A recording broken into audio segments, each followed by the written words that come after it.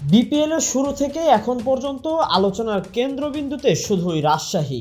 Player থেকে team management সব জায়গায় আলোচনার ঝড় শুধু রাজশাহীকে নিয়েই।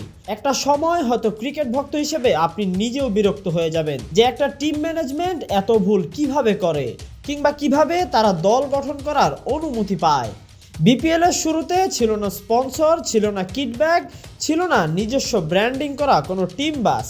শুরু থেকেই দলটার এমন আচরণ মেনে নিয়েই খেলেছে তাসকিন বিজয় ও রাব্বিরা। শুরুতে দলের মালিক বলেছিলেন যে বাংলাদেশের বিপিএল এবার আইপিএলকেও ছাড়িয়ে যাবে, তবে তাদের কথাই সত্য প্রমাণিত হয়েছে। বিপিএল ছাড়িয়ে গিয়েছে আইপিএলকে। কিভাবে মনে প্রশ্ন আসতে পারে আপনার?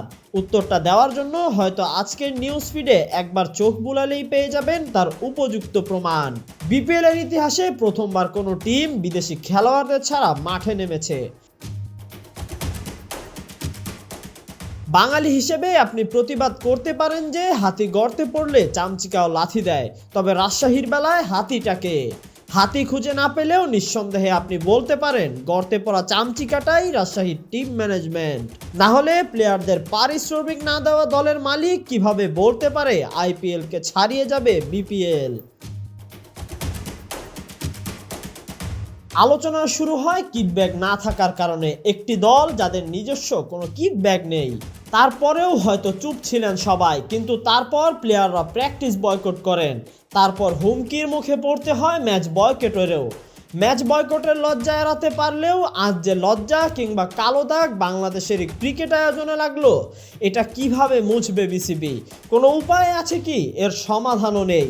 এবারের আগেও হয়তো এই সমস্যাগুলোর কারণে বিদেশি প্লেয়ারদের চাইলেও দলগুলো আনতে পারেনি। আজ রাজশাহীর বিদেশি প্লেয়ারদের ম্যাচ বয়কটের এমন লজ্জাজনক ঘটনার কি সমাধান দিবে বাংলাদেশ ক্রিকেট বোর্ড? এমন ঘটনা বাহিরের গণমাধ্যমে প্রকাশ হওয়ার পর বিদেশি খেলোয়াড়দের আর দেশের ক্রিকেটের আয়োজনে আনতে পারবে তো ফ্র্যাঞ্চাইজি টিমের মালিকেরা? এর প্রশ্ন থেকে উত্তর খোঁজাই এখন বড় দায়। Tahsin Ahmed, BD archive.